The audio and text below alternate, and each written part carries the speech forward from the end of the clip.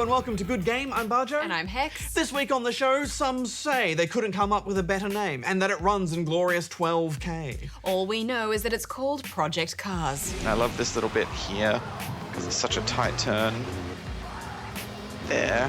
And it's just so windy. It's really fun with the go-kart, actually. Also this week, we got a great big convoy rocking through the night. Convoy.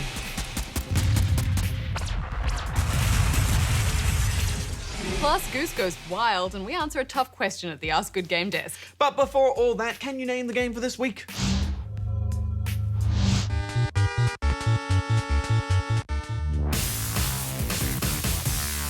Here's what's making headlines. Electronic Arts has agreed to implement a consumer redress program after the Australian Competition and Consumer Commission found their refund policy violated Australian consumer law. EA had previously stated that consumers were not eligible for refunds on digital purchases. However, the ACCC noted that where a product has had a major failure, Australian consumers are entitled to a refund or replacement. Anyone who purchased a faulty video game through EA's Origin service after the 1st of January 2012 should contact EA to have their claim assessed. EA will now set up a 1-800 number, an email address, and a post office box dedicated to handling complaints and inquiries. Lost Planet 3 and Yaiba Ninja Gaiden Z developer Spark Unlimited has been closed down and all their staff let go. The closure was first suspected after a forum user found the developer's office equipment up for auction. Spark Unlimited's former chief technology officer stated it's the end of Spark Unlimited as a game developer. It's you. A recent report has revealed that classic adventure game Myst could be getting a television adaptation. Legendary Television and Digital Media apparently brought the rights for an adaptation last year and has tasked producer Matt Tolmack and writer Evan Doherty with creating the new drama show for streaming service Hulu. If it gets made, it will focus on a man who wakes up on a mystery island with amnesia, who will no doubt walk around feeling lost and click on everything for hours. And that's all for this week. In the world of sim racing, there's a new competitor. Weather like we've never seen. 300,000 polygons of detail in each car. Tire wear. Engine malfunctions. Real-time statistics. But most of all, it's got go-karts.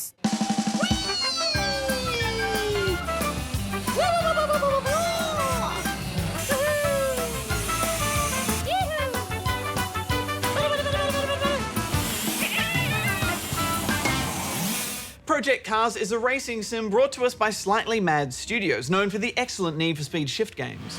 And Cars is a true racing sim, with all the sliders and physics under the hood to go with it. It's a very important game for a few reasons. For a start, it wants to be up there with iRacing and R-Factor, two of the leading racing sims right now, and you get the impression it wants to lure their community. It's also the only true sim racing game on consoles. I mean, if you thought Forza had tuning sliders, get ready to be overwhelmed. It's also one of the most incredible looking racing games we've ever seen. So the big question is, can it cater for those sim enthusiasts, but still be fun for the rest of us? Let's start with the campaign. Since the game's crowdfunding beginnings, the devs have been quite vocal about catering to the racing community. And they discovered that one of the biggest problems in modern racing games is that cash XP unlock system, where you start with the really slow cars and then eventually work your way up to the faster ones. Yeah, and this has always been the case, but when you stop and think about it, it's actually kind of silly. Yeah, absolutely. I can't think of a racing game that I have ever finished, except for maybe Burnout Legends on PSP. So with Project Cars, they've ditched all XP unlocks and instead just let you start off in any discipline that you like. You can still start at Tier 8 with karts, which is super fun.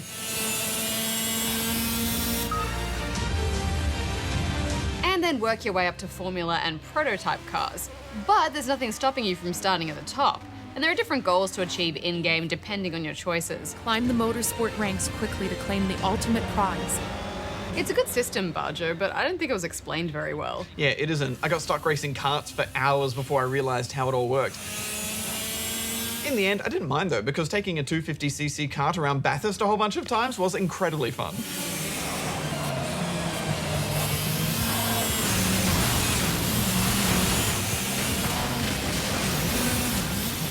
think I even really knew that professional go-karting was a thing, like outside of the Mushroom Kingdom. Yeah, me either. Take a look at and sign the contract so we can begin. As you progress through the campaign, you'll get emails and invites, which will then let you accept new contracts and enter individual events on your own calendar just for fun. If you do get stuck in a season that you're not enjoying, though, you can abandon it, but then you get a sad email from the organisers. Hey man, sorry to hear you're leaving. It was a bit of a shock to us, to be honest, but we respect your decision. Hopefully, we won't be driving against you in a future season. Winky smiley face. All the best, mate. Rico Malone. They get so sad, Hex. Yeah, they do. I quite liked the email system though, but it's totally up to you to manage your own difficulty. Yeah, it's quite hard to switch over to that way of thinking, isn't it? It's far more complicated than with games that just let you dynamically move between easy, normal, and hard. You need to do the difficulty balancing yourself, test out what works for you, and find the sweet spot.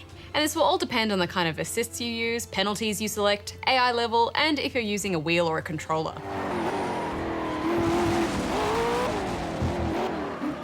I just wish there was some tangible reward though, Bajo, for challenging yourself. Yeah, me too, but I guess that's why they've gone for this kind of no unlock system. No mods, no XP, no cash like we've been talking about. It's pure driving how you want to. Yeah, and I guess I do look at the campaign as a bit of practice and preparation for online. I must say, it did take me quite a while to get used to this with a controller.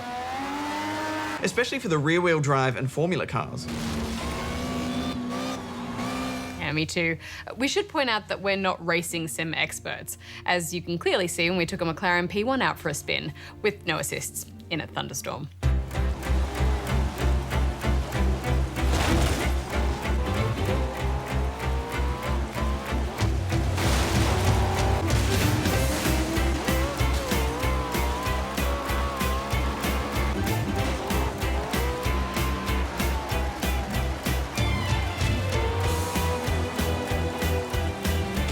Nailed it. This game certainly taught me to respect the cars more, you know, to bend to their power as opposed to just bending their metal. I found myself backing off on acceleration much more than I usually do in racing games. And the challenge also encouraged me to go online and read more about how to mitigate fishtailing and that kind of thing. I've never had a racer do that for me. Even so, I found some of the more powerful cars just impossible with a controller unless you turn steering assist on. I refuse to do that. The good news is there are plenty of controller settings. So if you're not using a wheel, it might just be a case of playing with dead zones and assist to get it right. Mostly though, these cars are just so much fun to drive. There's a wonderful sense of speed with this game, and so many camera views too. So many views. Chase, cockpit, middle cockpit, bonnet, above roof, ground level. Oh man, that ground level is terrifying. It's so hard to see those bends. I liked how if you don't do a qualifying race, you'll automatically be put in last place for the actual race. You really do have to learn these tracks, which is as it should be. Yeah, and there's a good selection of tracks, much more than I was expecting, and they've all got tough sections to learn. Naturally, dirt and grass are your enemy, and resetting takes a lot of valuable time. There's no rewind either, which is almost a standard in races nowadays, so that puts extra pressure on you. Throw in tyre wear, malfunctions, petrol refueling, mandatory pit stops, and there's quite a lot to consider before you even get on the track. Hate sitting in that pit and just watching cars go past and I'm losing my place. Well, I'm sure that's how actual race car drivers feel. Yeah, true. Go, go, go! I love how much you can customize in a race though, but most of all, besides how incredible this game looks, I love the weather. Oh, we have never seen weather like this in a racing game. Oh, fog, thunderstorms, light rain, it's got it all. In custom races, you can set weather to roll in and change at high speed, you can set the time of day, or you can just make the weather exactly how it is in the real world right now at that location. Yes, they've built a real-world GPS model for these tracks. So if it's raining along the California coast in the real world, it will be in-game as well. Or if you want to go back in time to a specific day and set up a historical race, apparently the weather for that day will be there.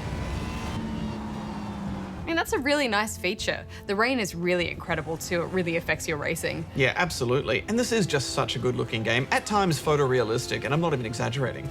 I usually exaggerate. Green, green, green. And the way the sun just moves over lightly wet tarmac, oh hex, I've never been excited about tarmac before, but this is tarmac of the year. And apparently the game is 12K ready, so I think these devs are in for the long haul with Project Cars. Yeah, just the mood that a certain time of day creates as well. I mean, it's pretty magical. You can tell they pride themselves on detail, from wear and tear on the real world tracks to the cars themselves.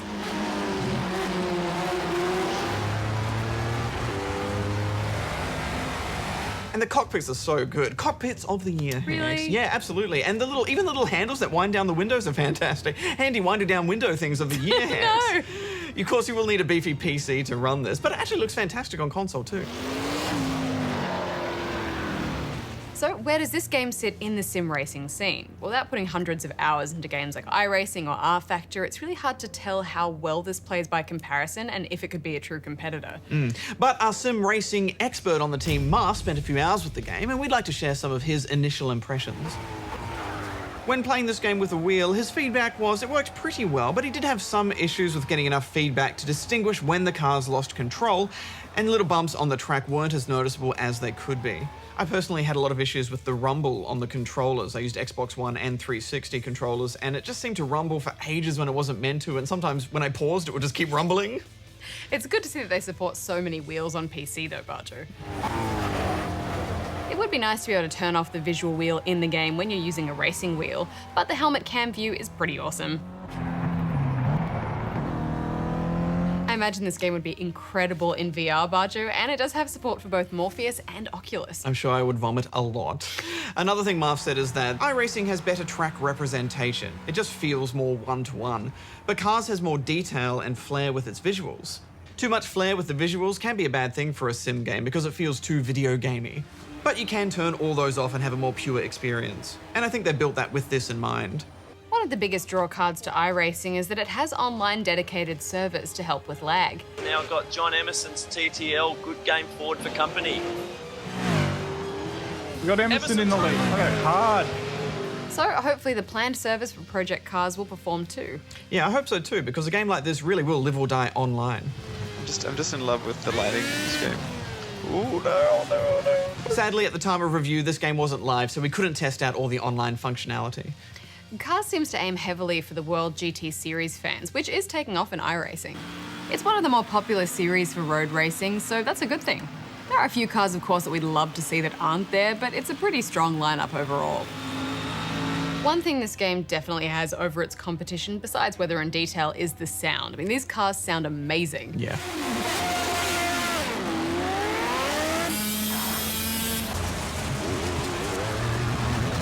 There's going to be a lot that the sim community demands from this game, and it's up to the developer to see whether they can evolve and meet those demands over time.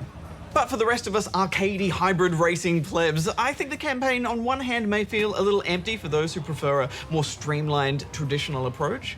But on the other hand, I think a lot of people will really like this new style of racing, and those weather effects and detail are worth the price of admission on their own, in my opinion. Yeah, I agree, Bajo. This game is all about options. And you can still play it ignoring the sim side of things mostly and have a fantastic racing experience. Project Cars is a big deal, and this relatively small team have done a fantastic job with it. I'm giving it 4 stars. Yeah, this is made with a lot of love for the sport. I'm giving it 4 as well.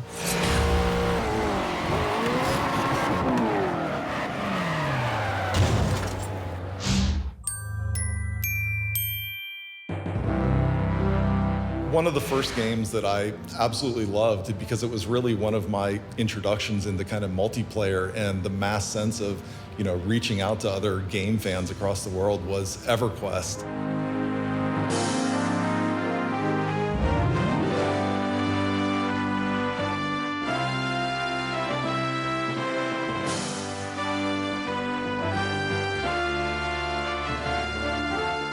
We'd really never had a 3D MMO like that before, and so you didn't have a sense going into it of what to expect.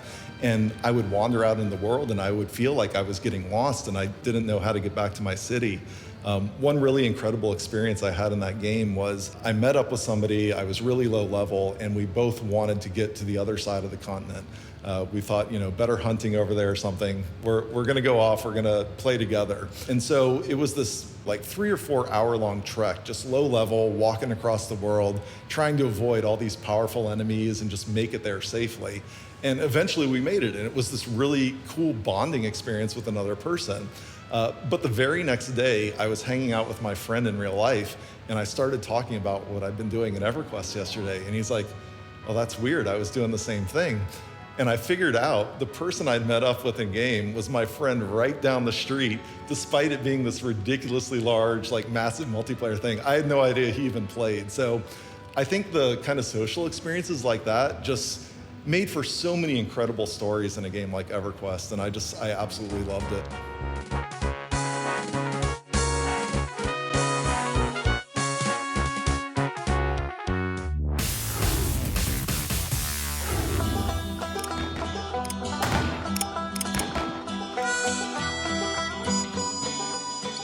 Westerado Double-Barreled is the full PC release of a browser game from 2 years ago, and it lives up to its name as both a scrolling shooter and a surprisingly deep RPG.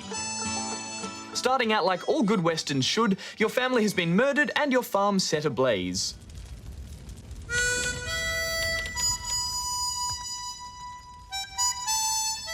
This underlying story of revenge is the main plot device that's used to motivate your character to explore the world. But as you discover each new location and meet the local inhabitants, you'll quickly become encumbered with a ton of side quests and activities. These range from dragging a drunk husband home from the saloon, I believe this is your husband.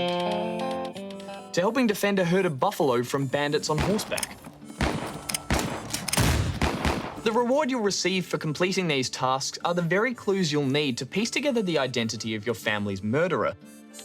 Each playthrough of Westerado actually randomizes the bandit's appearance, meaning that the details you'll gather will be different each time. And as townsfolk inform you of clues, a wanted poster will slowly start to take shape, allowing you to start keeping an eye out for the killer in the crowd. It's kind of like a game of Guess Who, but instead of the suspect being smiley old Bill the Redhead, it's a psychopathic pixelated killer who shot your family and burnt your horse alive. What's great about this mechanic is the idea that you could pinpoint the murderer at any time in the game if you wanted to, just by accusing everyone you run into. This feeling of a dynamic, living world carries over into the aforementioned quest system as well. But with so few quest markers, you're often left to just try out every possible option, and in most cases, this can just lead to ridiculously chaotic results. Why did the banker want to shoot me? I robbed the bank! Everyone wants to kill me! Oh, you're going down now. Oh, no. In fact, there are quite a few unexpected delights at work under the hood of Westerado that feel perfectly tailored to the Wild West experience. Gunplay is appropriately hard to master, with shooters having to be cocked before each horizontal shot and bullets reloaded individually. And as you earn gold from completing jobs, raiding hideouts, and the occasional game of saloon poker, you'll be able to purchase different weapons, some dandy-looking outfits, as well as replenish your health in the form of hats from the local haberdashery. This is not only a humorous gameplay device, but also a clever mechanic that allows you to replenish your own health by shooting hats off your foes and snatching them up. And a hat. And this highlights another of the game's strong points, its humour. There are plenty of silly nods to films, pop culture, and some great colloquial dialogue that just begs to be read out in a terrible Texan accent. I can't just give you that, none I can't, but ain't this is but here my... It's also kind of hard to resist the prompt to draw your gun at any time mid-conversation just to see what happens. What if I pull my gun out? Okay, gun away. And while the game revels in these quirky moments, they never detract from the setting or the story itself. And when it was all over, I gladly jumped straight back in to try out all the story threads that I'd either missed or I'd failed because maybe I'd shot everyone in the saloon. Who really knows? Oh no! It's all gone to hell! No!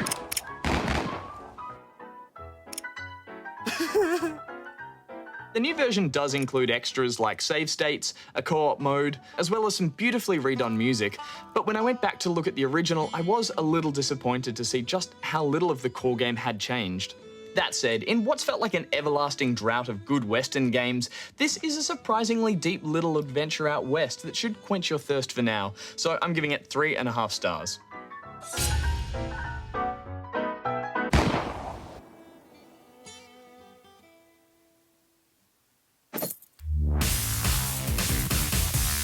All right, we've got a good question to answer at the Ask Good Game desk this week. Hex, let's go. All right. Okay, this week we've got a question, well, more of a comment really, from Kate.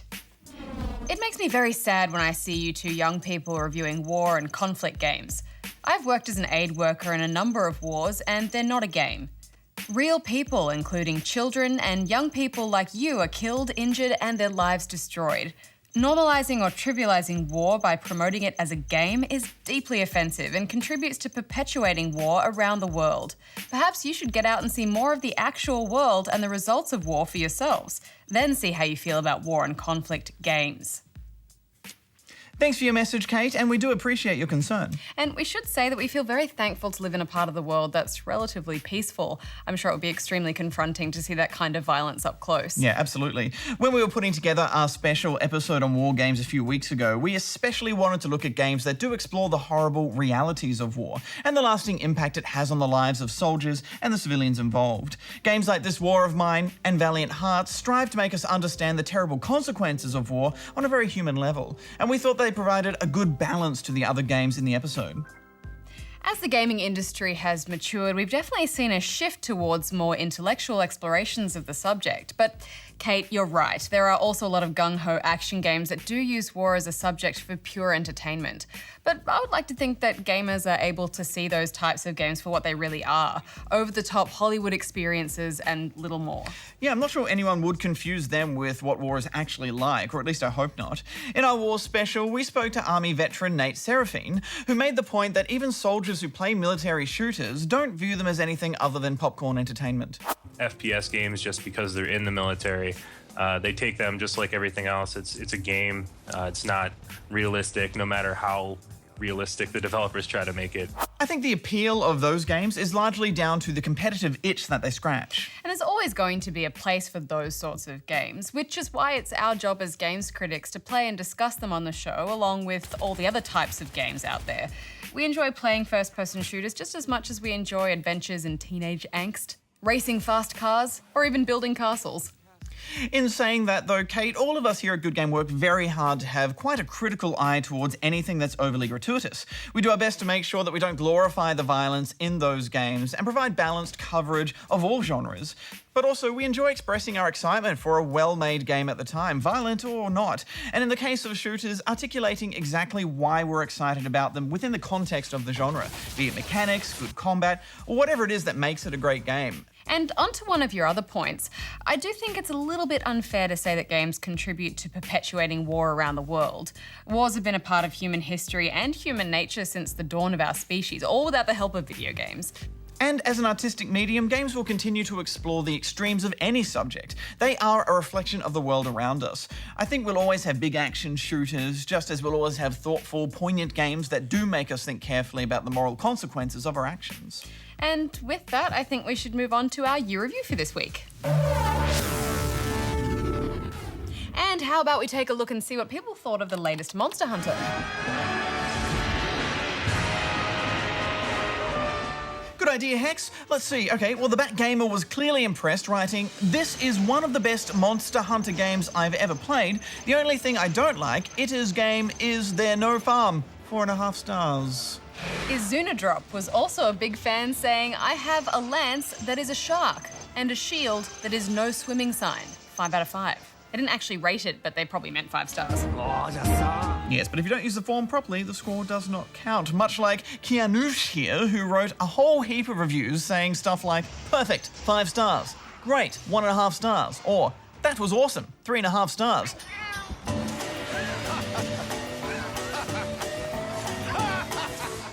I don't know what to think now, Kianush. Well, if you'd like to leave us a review, then you can do so via our app or on our website.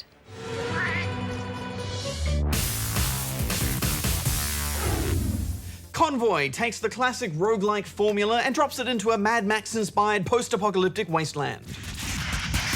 Yes, if FTL had been directed by George Miller, then this might have been what we ended up with. The game begins with your spaceship crash landing, and to fix it, you'll have to scavenge the necessary parts from the surrounding desert. And that's where your convoy comes in. There's a main truck and its 2 support jeeps.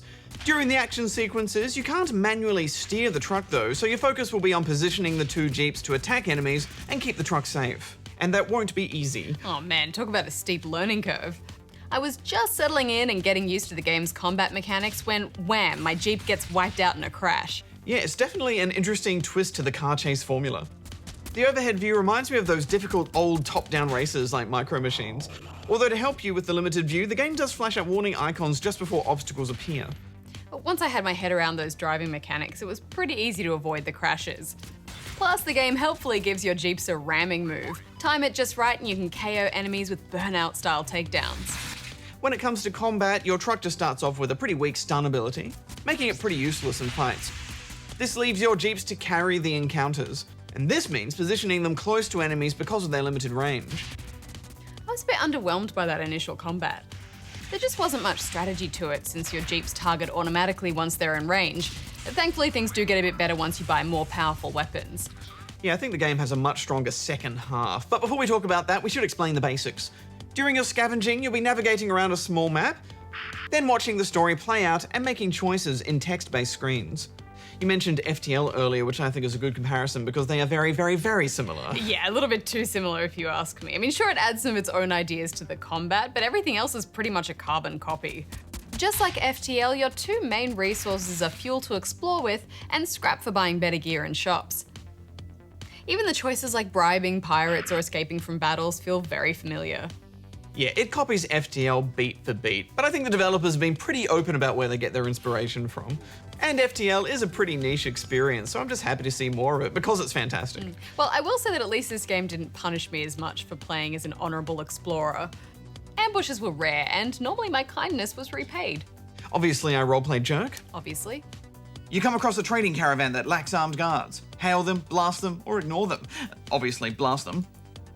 I wipe them out, and I can loot the wreck. I get 2 new weapons, score. In the Wasteland, there's no rules, Hex.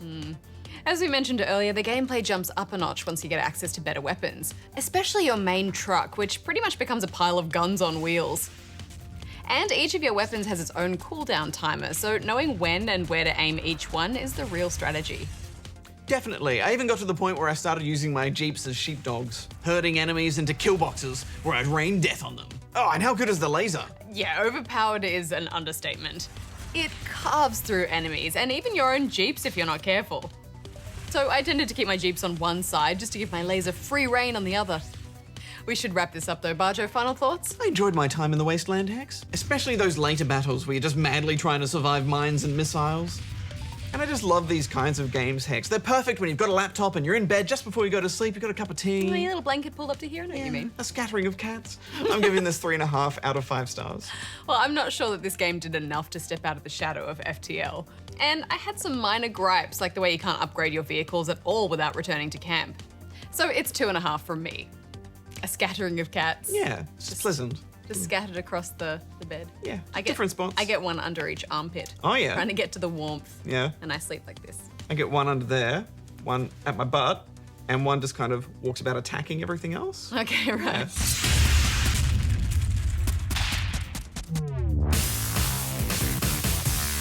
Yeah, when the doll arrives at your desk, it's a bad omen. Doll? Some say it must pass from presenter to presenter, presenter to presenter.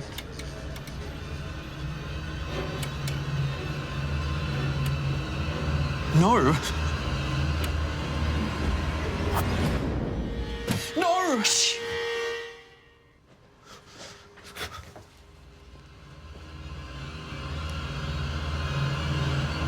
It was Mad Max from 1990. Based on Road Warrior, the second installment of the film franchise, it was your mission to survive the harsh desert. And it's unnamed the game as it was set in a brutal wasteland, much like this week's Convoy. Next week on the show, we once again enter the gates of Castle Wolfenstein in the Old Blood. Also, we've just about finished our review of Witcher 3, so that'll be next week. Witchers, the ultimate killing machines. Among us, a legend. The one they call Geralt of Rivia. Also, there's our new esports show, Well Played, and there's some stuff happening on Spawn Point, and I've got to go play The Witcher. Bye! Bajo out.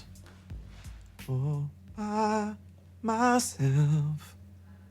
Don't wanna be all by myself.